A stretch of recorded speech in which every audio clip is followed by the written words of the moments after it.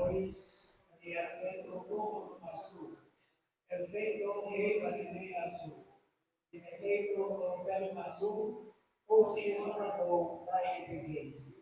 Con acto de non con inclusion, dos imen seminal, kaya akin sige na operate na tayo. Kung tayo base kami, doors operate tayo si Mo. Kaya base ilegnes e mas esperasyon, alam usa e mas abuto por el Amen. Ishay maab, laben, uwa, abesh. Unsa man tong Domingo ha, no? Unsa man tong mark ika 33 nga ato ang Bible study. Kini mga ika 39 naman siguro taron, no? So pagsugod nato bisan pag diha tay mga absent, naabot na tag 39 or something like that. No, daghan na kayo ta nga meetings nga nahimo. Okay? So, ang outline sa atong ebanghelyo sa adtong miagi nga ebanghelyo kay mo man ni siya basahon during the second Sunday of Easter. Hinumdum mo atong octave, no? Kay ang sunod aning 24 na naman si Tomas, no? 19 to somewhere in basta kay beyond this. Pero mo ni siya ang nahitabo sa unang adlaw o sa Domingo sa gabi pagkabanhaw sa Ginoo. No? Ang sunod ani nga bersikulo 24 mao na ang octave, the week after nga naa na si Tomas. Okay? So mao na siya. Pero kini siya gi-focus nato diri kay in a very special way we have the Pentecost of John, and it is in verse 21. No? Mao na siya ang nindot kaayo nga pagtan-aw nato. So ato na siyang ipahiluna karon. So 19, 20, 21, 22, 23. Ato agid siyang gitinagsa. So sa una natong paghisgot ani duhara ni siya kabahin kay taas man tong ebanghelyoha. Karon mubo man, so ato ang detalye.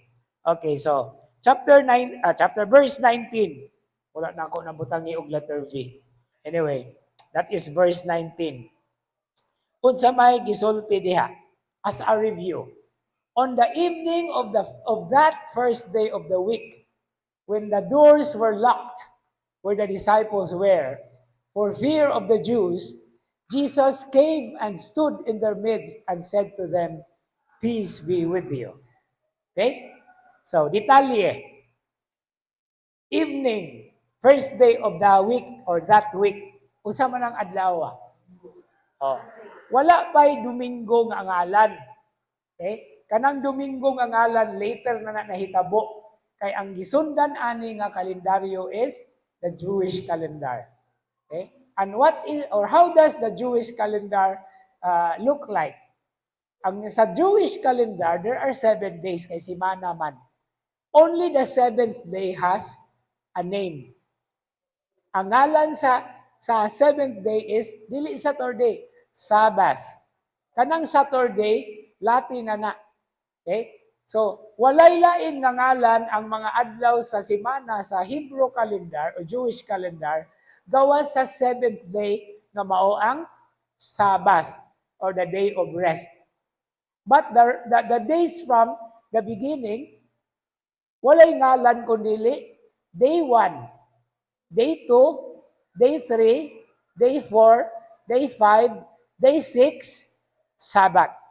Okay? So, ingon ana ang pagtanaw. So, kung ang Sabbath is Saturday, according to the Latin and the Gregorian calendar, ang sunod na adlaw sa Saturday is Sunday.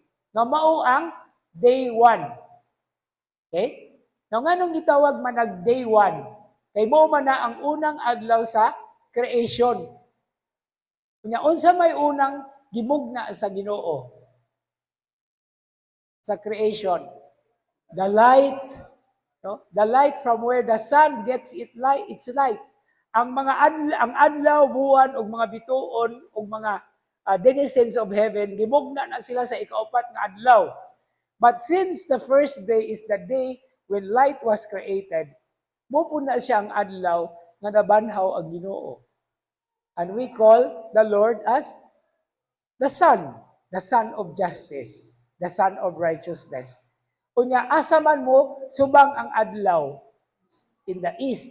Unsay tawag nato sa adlaw sa pagkabanhaw sa Ginoo? Easter. No? So, mo na siya. No? And what is another word for east? Asia.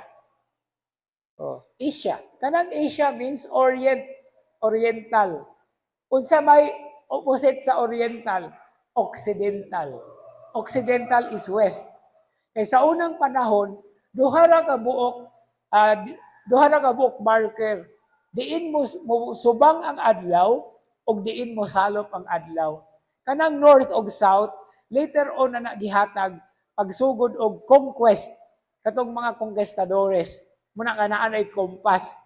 Pero ang pagtan-aw nato is diin mo subang ang adlaw, mo silang ang adlaw ug diin mo sawop ang adlaw.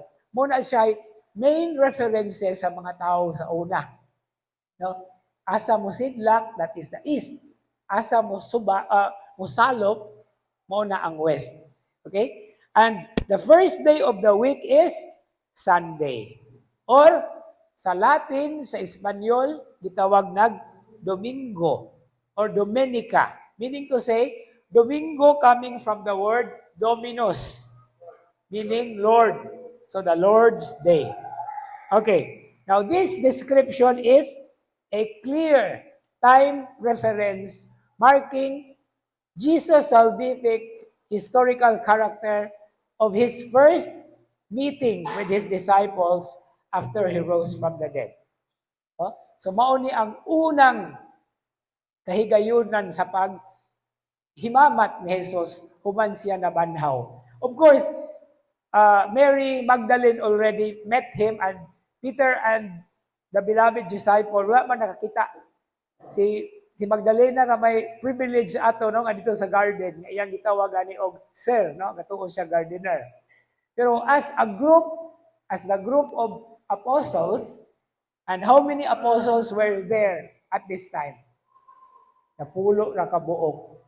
Kay si Judas patay naman. Si Thomas absent. So napulo ka buok ang iyang gipakitaan. Okay?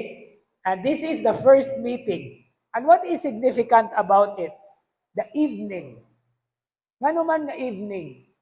Kana manggong evening o kagabion, mo man na siya beginning of the day. Okay? Balik ta sa Genesis, the creation of the heavens and the earth. Unsa may konklusyon sa matag adlaw, human namugna sa Ginoo ang kahayag on the first day. Unsa may closing verse? And evening came and morning followed the first day. And evening came and morning followed the second day. And evening came and morning followed the third day. Muna nga sa Jewish calendar, ang kanang evening, sinugdanan na sa bagong adlaw. Mauna nga, unsa man, naatay anticipated Mass. No? Ang anticipated Mass sa Sabado para na sa Domingo. No? Unya, ang tawag sa nato sa mga piyesta, okay? Naatay piyesta, kanang piyesta sa adlaw na. Ang adlaw before the piyesta is called Vesperas. And it is, Vesper comes from Latin meaning evening. No? So, ang kasaulugan sa All Saints Day, magsugod og October 31, unsay tawag nato sa October 31? Holy Evening. Nasa Old English, Halloween. So, og November 1 na, dili na ta ka-greet og Happy Halloween. Kay ang Happy Halloween, kana mang evening, meaning to say, October 31. No? So, politically correct, dili politically correct kung mo-greet na og Happy Halloween, unya, November 1 na. So, ang pag-greet og Happy Halloween is 31. Okay, sa uno, All Saints Day naman na. Okay. Anyway, nganong gitawag man Halloween? Because hallow means holy. Okay? Ween is evening. So, holy evening. Vesperas. Okay. So mo na siya ang importante diha nga pagpasabot. Okay. Now, second comment. This is the very reason why for us Christians, Sunday is the focal or central day of our lives. Muna nga kita mga Domingo. Dili ta gitawag og Sabadista. So klaro siguro kay na nga nung gitawag silang Sabadista kay Sabado man ilaha. No kita Domingo atoa. So muna siya ang punto diha. Okay, ang mga Hudiyo natural Sabbath mapod na ilaha. In other words, copycat ang mga Sabadista kay naman sila. It's actually more of the Jewish morag appropriation lang. Pero kita nakasentro ta sa Domingo ngano man. Domingo is the day of the Lord and that is the very day when He rose from the dead. No? The day after the Sabbath or the 8th day. No? Kay pito raman kabuk adlaw sa semana. Ang ikapito mauman ang Sabat. So unsa may ikawalo, balik ta sa uno. So mo na ang Domingo. Tanawan ninyo ang kadaghanan ng mga kalendaryo asa man unsa may sinugdanan. Domingo. No, Domingo. No? Muna gan apula, okay, etc., etc. Now, another description of the verse of verse 19. The doors were locked. Okay. This is a significant note of cautiousness. Nagmabinantayon lang sila, but this is also indicated as Jesus' miraculous coming to them. Kay kinsa mang tawhana, makasulod, nasirado ang purtahan og mga bintana. Okay? So there is already a miraculous dimension. Now, about the cautiousness, okay? The cautiousness is an indication of their fear of the Jews, ang ilang kahadlok. And as well-known followers of Jesus, they still felt threatened. So that at Jesus' arrest, they all fled and sought shelter, each on his own. Nagkatibulaag sila. No? Si Pedro ramanggani itong nagsunod-sunod, pero gapalayo rapod. Kunya, gipangutana siya, na magkakpag yun. O, tungod sa iyang kahadlok, pero of course, gipasaylo mas Pedro ana. Now, isn't this, dinot kayo nga pangutana, isn't this also reflective of our own experiences of fear or hesitations? Atong kahadlok. So, nindot siguro na ang ato apong tugkaron usab. Pagtago-tago ta kung naatay hesitation o naatay kahadlok. That's just what the apostles were experiencing. But then Jesus appeared. Ningkalit na siyang butho, bisag sirado ang purtahan. And what? Okay. But based on the Hebrew understanding, it is a very intricate and a very powerful word. Dili na siya usalang ang meaning ana. No?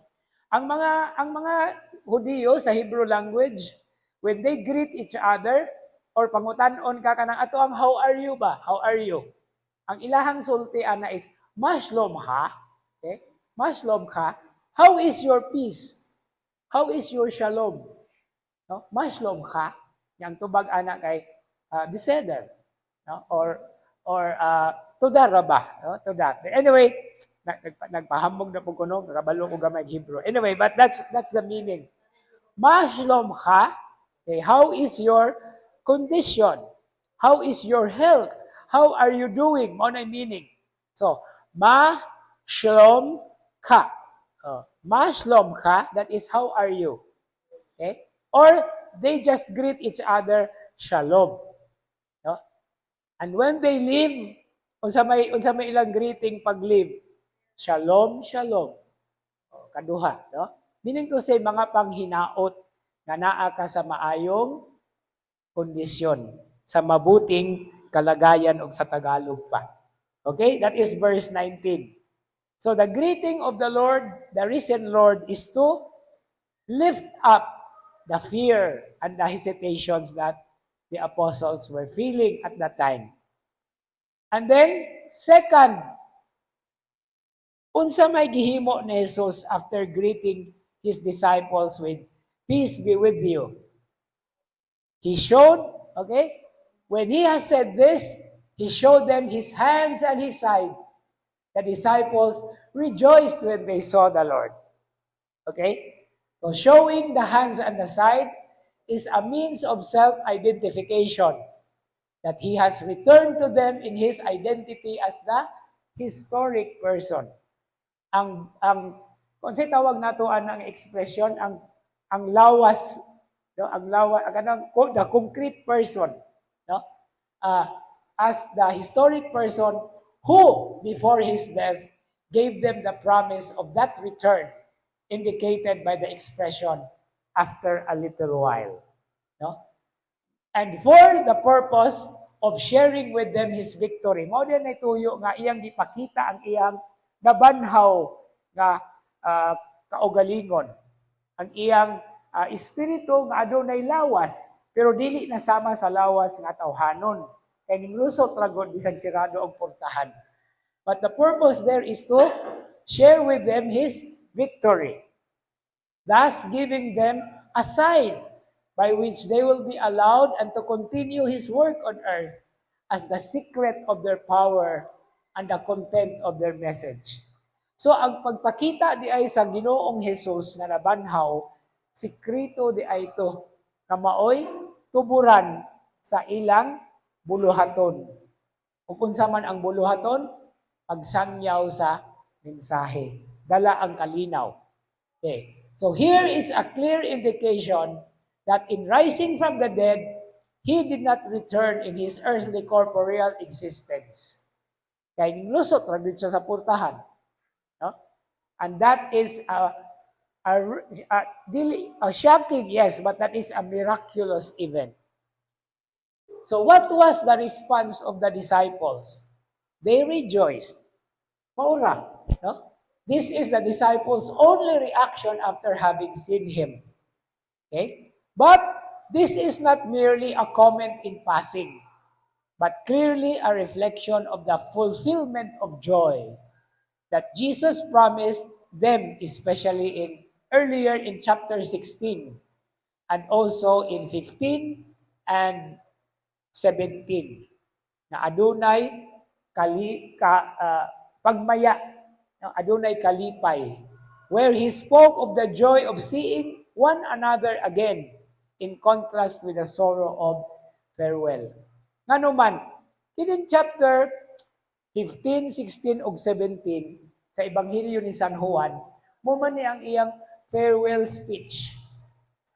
And this is after or during the Last Supper. Namilin-bilin maya siya. Niingon siya nga, mapuno mo sa kaguol, kay biyaan ko kamo. Apan in a little while, I will return to you, and your hearts will be filled with joy. So this is now the fulfillment picture that Jesus showed and gave to his disciples. Bikalit ra siyang tungha, iya sila giingnan og kalinaw maanaa kaninyo. By the way, ang Cebuano di ay kalinaw, no?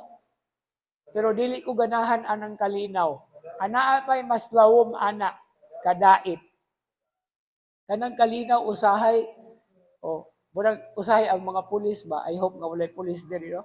Ilan ang sunlogon nga officer of sa kalinaw kay moabot human naman. No? Moabot na human naman. Pero kanang kadait nindot kay na nga pulong because that is an active peace. No? Kadait. Mura siya og nagiugmad ba, no? Okay. So that is the beautiful verse. And then verse 21 follows. And what is at the heart of verse 21? Okay. This is now again another expression of his peace. Okay?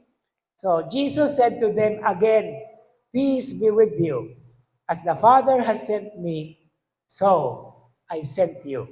Okay? So peace in this verse 21, again, is a repeated benediction. Kung sa may benediction, good word, panalangin, and is given content and or reason by the joy of reunion, which in turn forms the transition of the three core statements found in verses 21, 22, and 23. And what are these three core statements? They form the summary that is strongly reminiscent of the word of Jesus, the word of farewell in Matthew chapter 28, 18 to 20. Kung sa may gisulti ni Jesus dito sa Matthew chapter 28, katapusan nga chapter sa Ebanghelyo ni San Mateo. Kay mao na ni ang katong ascension sa Ginoo, no? Ang giingon ni Jesus dito, we begin with verse 18. Niingon si Jesus, Jesus approached and said to them, all power in heaven and on earth has been given to me. Go therefore and make disciples of all nations, baptizing them in the name of the Father and of the Son and of the Holy Spirit. Okay? So muna siya. And then verse 20, okay? Teaching them to observe all that I have commanded you. And behold, I am with you always until the end of the age. Okay? So muna siya ang reflection. Makita diha ang panapos nga bahin sa Ebanghelyo ni San Mateo. Now, what Jesus said after saying, peace be with you is, as the Father has sent me, so I sent you. So, mao na ni ang unang gitawag nato og core statement. Kasing-kasing nga pagpahayag. A solemn introduction to the summary. Here in this particular verse, the other two statements are in verses 22 to 23 respectively, of the disciples, mission. Ang unod di ay ani is mission. Ang pagpadala nila. Okay? And this mission is actually spoken of by Jesus in chapter 17 in the farewell prayer of Jesus, priestly prayer of Jesus. And what is the heart of that prayer? Unity. No? Ang kahiusahan. Okay, but now, this is directly addressed to the disciples as immediately connected with his own mission from the Father. That's why it's unity. So, ang una di ay nga core statement or core message, mao ang unity, kahiusahan. As they take a part in the mission of Him being sent by the Father. No? So, dinhi gihatag ang pulong nga commissioning. Commission. They are being commissioned. So, this is a sense grounded on apostleship. And what is the meaning of apostle? Being sent. And this is in a sense of authorization. Okay? And then furthermore, this authorization is not limited to their missionary activity within the church, but also includes outside the church. So, mao na ni diri ang makita nato nga mission, ipadala. No? Apil langkob ang gawas sa ilahang kaugalingon nga circle. And this is also connected with the bestowal of the Holy Spirit, which is in verse 22 that follows about the authorization to forgive or to retain sins.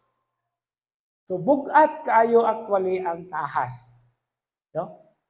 Ang pagpadayon sa buluhaton, sa gibuhat ni Jesus, mamahimo na silang bearer of the mission of the message. Ang paghatag og kinabuhi sa mga pagtulunan ni Jesus. And that is given or extended even to us. That's why every time we celebrate the Pentecost Sunday, it is actually a celebration of empowerment. Ang pangutana nato, asa man na? Okay? So we are participants of the we are empowered to be participants of the continuous spread of the good news. And hopefully, we are able to show that in the way that each and everyone should also be able to show it. Okay. So, padayon ta. Verse 22. Naulahi ang verse 22 na. Okay. And he said, okay, And when he had said this, he breathed on them and said to them, receive the Holy Spirit. Okay. So, klaro kayo din sa verse 22. Okay? Breathe on them. The act of giving the Holy Spirit as empowerment of the disciples' mission recalls the texts like Genesis 2:7. Kung sa man ang Genesis 2:7, human og mugna og umol sa Dios gikan sa lapok, iyang gihuypan ang ilong og ang tao nahimong buhing linalang or nilalang. Unsa may tinuod ani nga Cebuano, linalang o nilalang? Sayop. Unsa may root word? Lalang. Dili nalang. So, lalang, linalang. Dili nilalang. Sayop na Cebuano biya nato? O daghan kay ta biya nga mga sipyat pero masabtan na lang kay wa may mamuyag. So, linalang. Kay lalang man ang word, lalang. Dili man nalang. Kay og nalang pa ng word, nilalang. Pero lalang man, so, linalang. Di-insert ang suffix. O, sa tawag ana, ang dili, prefix. Naman siya ito nga, infix. Infix. So, kuha, okay. Kuha, gikuha. Or kuha, kinuha. Okay. Lakaw, gilakaw, o nilakaw. Yun ana na atong language siya. So, mura man tag og mag Cebuano grammar kung ano, no? Pero sabta na to. So, buhing linalang. Dili buhing nilalang, ha? Buhing linalang. Linalang. Nilalang. Og nilalang, wa tay labot. Nilalang. Wala tay labot. Linalang. Okay, linalang. Okay. Sige. Interesting Cebuano language. Okay. Another reference to the breathing of the Spirit, the breathing on them. Ezekiel 37 verse 5. Unsa man ni siya nga episode sa Ezekiel? Mao ni ang pagbuhi sa Dios sa mga kalabera. Ang mga bukog iyang gitayhupan og nahimong mga buhing linalang, mga sundalo. No? And then you have Wisdom 17:11 also is an image of the breathing to give life. Okay? So that is about God's life-giving breath. Okay? Unsa na? Ruach. Ruach. Ruach. Okay. Ayaw lang magpaduol sa inyong gisultian kay malagpot o niya ng iyong laway. Pero it's ruach. Okay. Sunod. The breathing on them is understood in broader sense, which is grounded on Jesus' equipping of the disciples for the work assigned to them. And this is the second core statement. Okay? Ang una is unity. Unity. Okay? Ang ikaduha, strengthening. Okay? And then, the expression, receive the Holy Spirit, is also a reference to the Holy Spirit in general, as in chapter 7, verse 39. Speaking about the coming of the Paraclete, the coming of the Spirit, as it is imparted to all believers. And this idea leads to the view that in John's Gospel, Easter and Pentecost coincide. Happens in one day, in the one and the same day. And that is to be read as the Johannine Pentecost. Muna siya rason nga nung kana ako gipili. Kay Pentecost Sunday man ta, nga wala may detalye og sa ebanghelyo nga pagkunsad sa Espiritu Santo, kay Acts 2 raman na siya, sige, nindot na siya diha kay that is on the evening of the first day of the week when Jesus resurrected from the dead. He breathed on them His Spirit.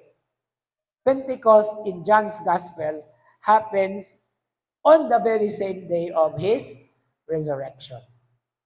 After all, the resurrection is life. Pagbalik sa kinabuhi. Okay? So, mo na siya ang atoang kasing-kasing sa pagbasa. Verse 22, in reference to the Pentecost. Receive the Holy Spirit. But it doesn't end there. There is still the third core statement. And that is now in verse 23. Okay? Unsay nasulat diha? Whose sins you forgive are forgiven them, and whose sins you retain are retained. This is now the third core statement, conveying the central content and the authority of the disciples' mission. So, we talk about mission. Unsa man ang elemento sa mission? Unity, authority, strengthening, and forgiveness of sins. Kanang tulo, no? The three core statements. So, these last words clearly recalls Matthew chapter 16 verse 19 and 18 verse 18, which was spoken nga gisulti ngadto kang Pedro. Adunay personal dimension usa ra ka tawo giingnan ni Jesus. No, mo na siya gamiton kanunay sa CFD, no, about the role of Peter. But here, it is to be understood having a direct and focused sense on the authority that Jesus gave to the disciples.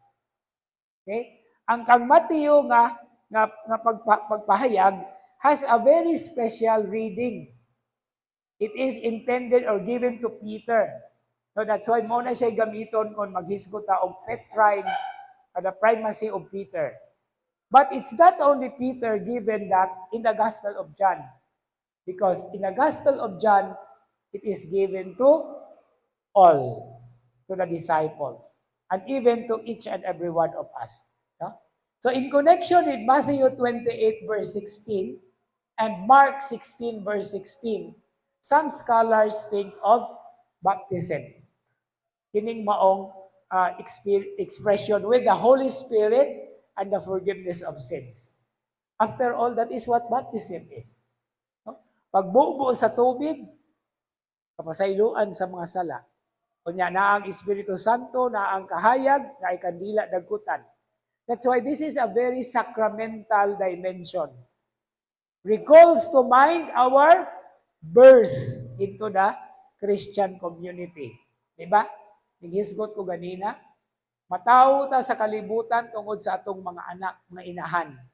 Pero mataw ta, isip sakop sa lawas ni Kristo pinaagi sa bunyag. O gitlig-onon kita pinaagi sa confirmation. That's why it is called confirmation. Paglig-on. Okay. Now what is the main point of this verse? This authority is referring to the pronouncement God will make in the final judgment. So naadi ay siya ipanlantaw sa katapusang panahon, sa eschatology. And this forgiveness goes into effect with Jesus' word. And here is situated the permission of the disciples to continue His word. Okay? So ang pagpadayon sa maong buluhaton. And another comment into this verse, here is an important context within which the authority to forgive sins is closely associated with the reception of the Holy Spirit. No? Kanunay na ako ning isulti, no? Og ilabi na, kung mamati mo pag-ayo, kung mangumpisal mo, kay mao ni ang formula sa absolution sa pare. No? They sent the Holy Spirit for the forgiveness of sins. Okay? So, muna siya importante diha nga dimension. Now, because of this, allowing Himself through the Spirit as being present amongst them as the living Word who forgives sins on earth. So, muna ang mission. And by forgiveness, we are talking about incorporating people. Anong incorporating man? Because we are members of the Corpus Christi. Incorporation. Sakop na sa maong lawas. And finally, and this is the part of the essential nature of the descent of the Holy Spirit on Pentecost Day. Paghatag og bag-ong kinabuhi. No? Sama nga si Adan gihuypan sa maong espiritu ug nahimo siyang buhing linalang, ang Pentecost Sunday usab nagbuhi kanato aron mopadayon sa misyon nga gisamon sa Dios kanatong tanan. With living hope, with active faith, and with powerful love as we constantly struggle every day of our lives. Amen, amen, and amen. Yeah? So, nahuman na ta. And thank you for coming. Pero napatay paapas assignment. Continue to thank the Lord for the graces and blessings He has bestowed on us in many different ways. Mauna ni ato ang buluhaton. Ask for the Spirit's gift that He will make us fitting. Unsay angayan? Asa ta angayan?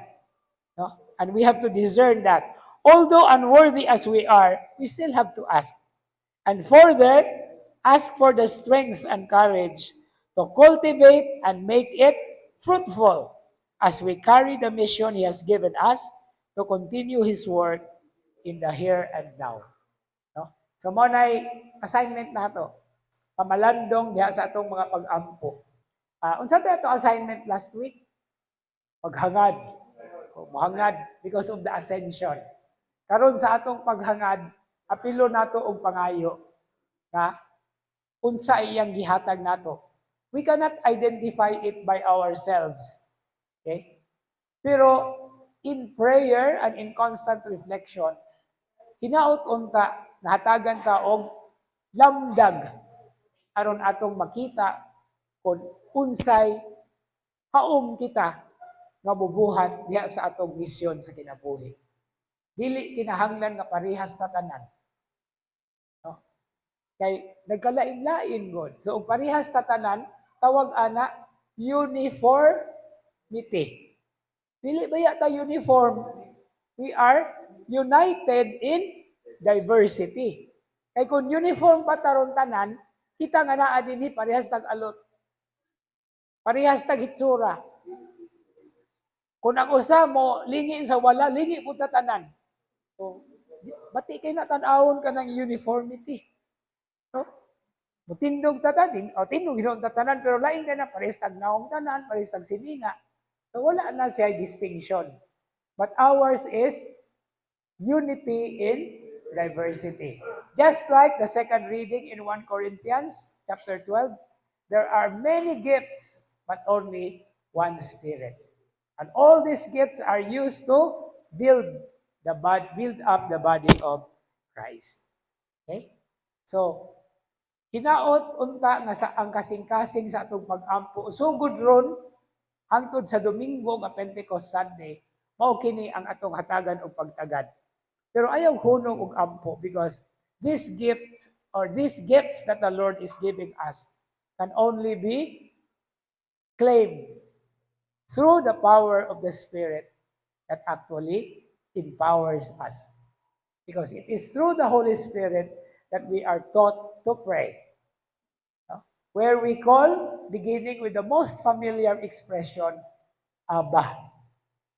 Abba or Father, or Papa, or Tatay, or Daddy, or kung sa panang uban nga mga pinulungan diha, no nga, tawag sa amahan.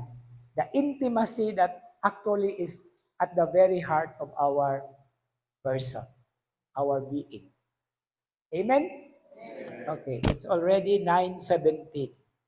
So, murag, panahon na ni nga, at okay, apadayon gihapon ang pamalandong. So, manindog palihog, og ato ang ampuon ang collect. Together. O God, who by the mystery of today's great feast, sanctify your whole church in every people and nation. Pour out, we pray, the gifts of the Holy Spirit across the face of the earth, and with the divine grace that was at work when the gospel was first proclaimed, fill now once more the hearts of believers who lives and reigns with you the unity of the Holy Spirit, God forever and ever. Amen. Ang Ginoo maanaa kaninyo. Manalangin kaninyo ug manalipod kaninyo sa kanunay ang makagahom nga Dios, ang Amahan ug Anak ug Espiritu Santo. Amen. Maayong gabi, daghang salamat og shalom. Naton tanan. Okay.